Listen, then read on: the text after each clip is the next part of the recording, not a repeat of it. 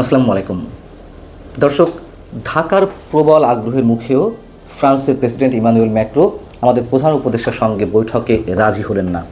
কী কারণে রাজি হলেন না? নিশ্চয়ই আন্তর্জাতিক খেলা তো এর মধ্যে রয়েছেই, সে বিষয়ে পরে আসছি। মূল যে বিষয়টি সেটি হচ্ছে জাতিসংঘের তৃতীয় ওশান কনফারেন্স অনুষ্ঠিত হচ্ছে ফ্রান্সে আগামী 9 জুন থেকে। তো ফ্রান্সের প্রেসিডেন্ট ইমানুয়েল ম্যাক্রো আমাদের প্রধান উপদেষ্টাকে আমন্ত্রণ জানিয়েছিলেন। প্রথম দিকে সব কিছু ঠিকঠাক ছিল। প্রধান উপদেষ্টা ফ্রান্সে যাবেন 8 তারিখে। ফ্রান্সের প্রেসিডেন্ট সে দেশে কনফারেন্সে যারা যাচ্ছেন, বিভিন্ন দেশের রাষ্ট্রপ্রধান, সরকার প্রধান এবং বিভিন্ন এনজিওর উচ্চ পর্যায়ের কর্মকর্তারা, তাদের সম্মানে তিনি একটি নৈশভোজ দিয়েছিলেন। কিন্তু পরবর্তীতে এই সফর বাতিল করা হয়েছে আমাদের বাংলাদেশ সরকারের পক্ষ থেকেই।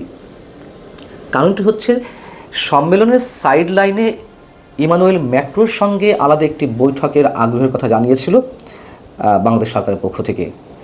কিন্তু ফ্রান্সের পক্ষ থেকে জানানো হয় যে যেহেতু এর মধ্যে আরও অনেক দেশের সরকার প্রধান বা রাষ্ট্রপ্রধান আসছেন, তাদের অনেককে সময়সূচি দেওয়া হয়েছে, এই মুহূর্তে আর ডক্টর মোহাম্মদ ইউনূসের জন্য আলাদা বৈঠকের ক্ষেত্রে সময় বের করতে পারছেন না ইমানুয়েল ম্যাক্রো। পরবর্তীতে ঢাকার পক্ষ থেকে আবারও দেনদরবার করা হয় যেন যেভাবে হোক একটি বৈঠকের আয়োজন করা হয়। ঢাকার এই তুমুল আগ্রহের মুখে সুযোগটি নেওয়ার চেষ্টা করে ফ্রান্স। তারা দুই দেশের সরকার প্রধানের মধ্যে এই বৈঠকটি কেবল আনুষ্ঠানিকতার মধ্যে সীমাবদ্ধ রাখতে চায়নি, তারা একটা গিভ অ্যান্ড টেকের পর্যায়ে যেতে চেয়েছিল। কি সেটি? তারা আকারে ইঙ্গিতে বুঝিয়ে দিয়েছিল যে 2023-এর প্রতিশ্রুতি অনুযায়ী স্যাটেলাইট এবং এয়ারবাস কেনার যে কথা হয়েছিল ফ্রান্স থেকে, সে বিষয়ে বা সেই এজেন্ডাগুলো এই বৈঠকে রাখতে, কিন্তু ঢাকা সেটিতে রাজি হয়নি। রাজি না হওয়ার কারণও আছে, এবং এটুকু জানিয়ে রাখি যে এই বিষয়টি চূড়ান্ত আকারে ফ্রান্সের পক্ষ থেকে চলতি মাসের প্রথম সপ্তাহে জানিয়ে দেওয়া হয় যে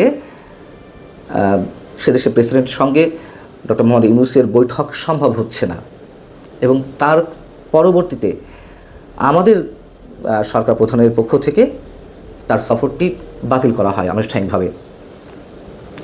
এখন কেন এই এজেন্ডাগুলো সামনে রেখে বাংলাদেশ সরকারের পক্ষ থেকে আমাদের প্রধান উপদেষ্টা বৈঠকে রাজি হলেন না? খুব স্বাভাবিক, রাজি হওয়ার কথাও নয়। তার কারণ এই মুহূর্তে এয়ারবাস কেনা, ফ্রান্সের এয়ারবাস কেনা কোনো মতেই ভূ রাজনীতি বলি, আন্তর্জাতিক খেলা বলি, এগুলোর কোনো দিক থেকেই ডক্টর মোহাম্মদ ইউনূস এই রিস্কের মধ্যে যেতে চাইছেন না। রিস্কটি কোথায়?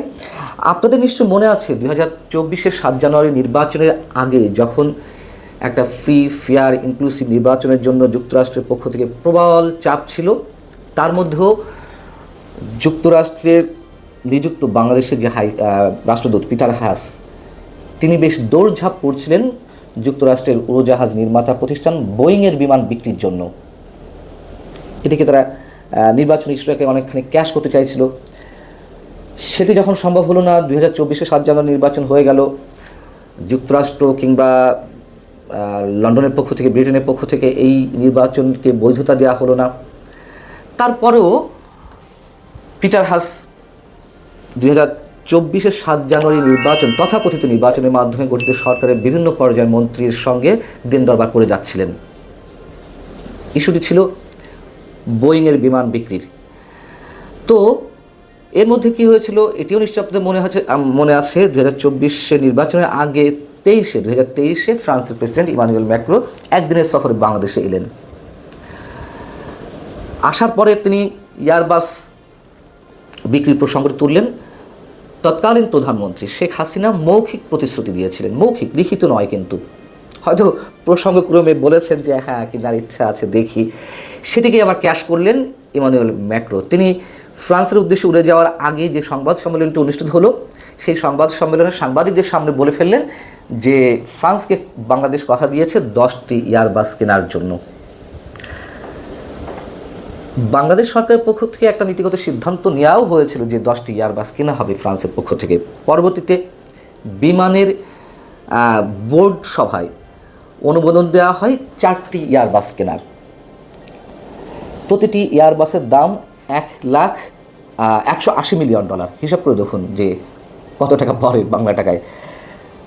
কিন্তু পরবর্তীতে সেটিও বাতিল হয় কেন?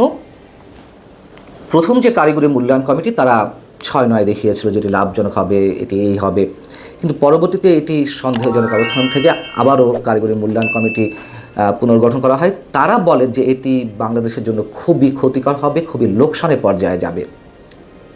তারা দেখিয়েছিল যে কেবিন ফ্যাক্টরের সমস্যা। কেবিন ফ্যাক্টরটা কি? যে কোনো ফ্লাইটের গড়ে 92% যাত্রী থাকতে হয়। যদি 92% যাত্রী পাওয়া যায় সেক্ষেত্রে বিমানের যে খরচ তাতে প্লাস মাইনাস মোটামুটি লাভজনক অবস্থা থাকা যায়, লোকসান মোটামুটি হয় না। কিন্তু বাংলাদেশে এই মুহূর্তে যে কটি বিমান রয়েছে, বাংলাদেশে এই মুহূর্তে 21টি বিমানের মধ্যে, বিমানের বহরের মধ্যে বোয়িংয়ের রয়েছে 10টি, 8টি বোয়িংয়ের রয়েছে 16টি, আর 5টি রয়েছে -8 সম্ভবত কানাডার। তো এইগুলো পরিচালন ব্যয় অনেক এবং ঘাটতি পুষিয়ে ওঠা যাচ্ছে না, যাত্রীর সংখ্যা তেমন হয় না। সেই জায়গা থেকে সেই 4টি বিমান মানে এয়ারবাসের 4টি এয়ারবাস কেনার সিদ্ধান্ত বাতিল করা হয়। এখন বিষয় হচ্ছে যে এয়ারবাসের মূল প্রতিদ্বন্দ্বী হচ্ছে যুক্তরাষ্ট্রের উড়োজাহাজ নির্মাতা প্রতিষ্ঠান বোয়িং, বা দুই প্রতিষ্ঠানের প্রতিদ্বন্দ্বী। আমরা তো জানি বর্তমান সরকার কিভাবে টিকে আছে। নির্বাচনের নাম এখন যুক্তরাষ্ট্র নিতেই চায় না। নির্বাচন প্রসঙ্গে কোনো প্রকার চাপ তারা দিতে চাইছে না। তাদের অনেক ধরনের দাবি রয়েছে, অনেক ধরনের চাওয়া রয়েছে, সেগুলো বর্তমান সরকার পূরণ করতে যাচ্ছে।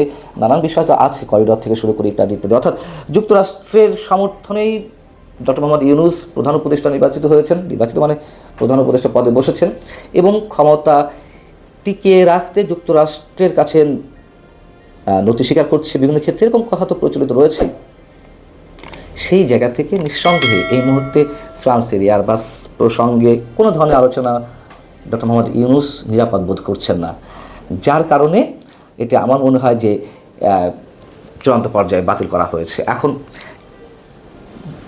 আমাদের পররাষ্ট্র মন্ত্রণালয়ের সূত্রে যেটি জানা গেছে যে কেউ একজন যাবেন বাংলাদেশের প্রতিনিধিত্ব করতে ওশান কনফারেন্সে, কিন্তু কে যাবেন সেটি এখন নির্ধারিত হয়নি। অতএব আন্তর্জাতিক খেলা বিভিন্ন পর্যায়ে রয়েছে, খেলা আমাদের সামনে অনেক কিছুই প্রকাশ্যে আসবে, হয়তো সেই জন্য আমাদের অপেক্ষা করতে হবে, এবং সেই অপেক্ষার মধ্যে আমাদেরকে অনেক ধরনের খেসারত দেওয়া লাগতে পারে। আল্লাহ হাফেজ, ভালো থাকুন।